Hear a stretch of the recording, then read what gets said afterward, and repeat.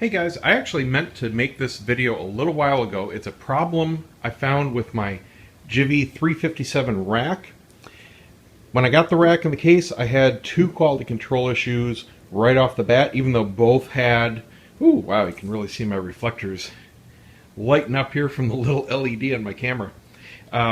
Sorry, my top rack had a quality control issue of a screw put in incorrectly and my whole trim piece on the front was flapping around. And then on this 357 rack, I had a big piece of weld blocking a bolt hole. Neither one of those were any kind of huge deal. All right, they were very easily fixed.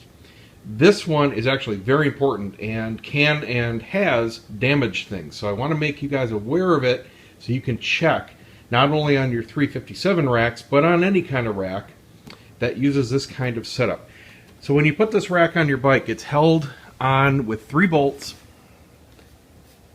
that go through, in this case, these little solid bushings. All right, they're hard plastic and they support the actual rack. But as you can see, the one that they shipped for this back, which is supposed to be shorter because it's on an incline, is too short. And this is why I meant to do this video a long time ago, and it just kind of came to mind now when I put this rack back on. You can see that I had to install 2 washers to take up that gap.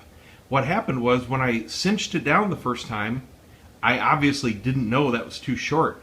And I torqued down the bolt, and what it was doing is trying to bend this steel plate a little bit, and it was pulling up on the aluminum threads, and I actually damaged the threads in my bike. I had to buy a tap and chase the threads. Luckily, they weren't pulled out. I didn't go that far. I mean, I could tell it was, torqued way too much.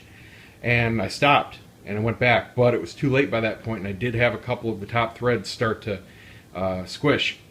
But the tap, it was like $10 for the tap, fixed the threads enough, and the other 80% of them were basically untouched. So what I did is I put in those 2 little washers to level it like it's supposed to be. The only thing I can think of is they sent me the wrong bushing. They probably have lots of different bushings for lots of different kits and bikes, and some dumbass put the wrong one in my bag. And of course, when you're installing it like this, you can't see that it's the wrong one or the wrong gap. So then what I had to do after I fixed the threads is get a new bolt. And I needed that because I wanted, number one, more length going through so I can engage more of the threads. The bike actually has a really good 3/4 of an inch at least of threads. And the bolt they send you, it only uses maybe 1/4 at the most. But I also then obviously added the extra length with those 2 washers.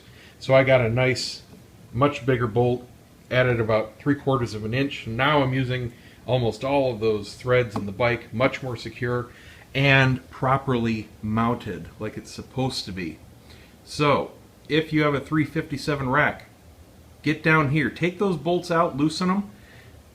Just make sure that that is setting completely level on all 3. If not, you need to do this.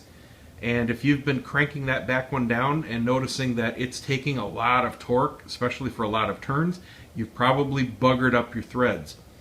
And if it's not too late, you can tap them again. But if it is too late, you're going to be missing some threads. Not that big of a deal.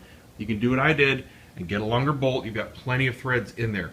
And even if it's totally gone, even if you've stripped out all the threads for some reason, you can still put a helicoil in there, no problem whatsoever.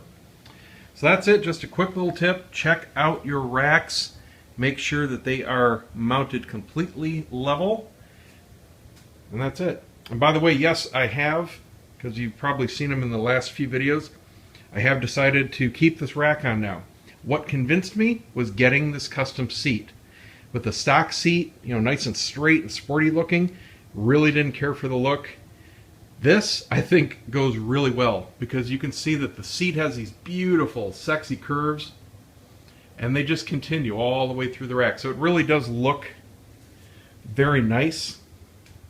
I don't mind it at all. So I'm just going to keep it on.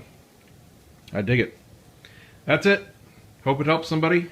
Thanks for watching. Don't forget to subscribe. Check out TwoWheelObsession.com. Lots and lots of more videos, not just from me on there.